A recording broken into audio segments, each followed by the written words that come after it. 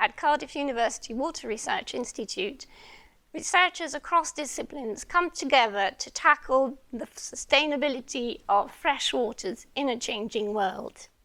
It's an urgent and complex challenge. For decades, we have managed our fresh waters and the catchments that they drain for goods and services with high monetary value like food and timber, but that has come at unconsidered costs for nature, for you, and even for your water bill. Our research shows that climate change will make things worse, but it also shows that if we adopt an integrated approach that brings together people and ecosystems, we can tackle together the climate and nature emergencies. So, for example, we could manage our uplands to retain water and nutrients, and this would increase our capacity to sequester carbon, but it would also reduce pressures on river biodiversity and protect communities downstream from flooding.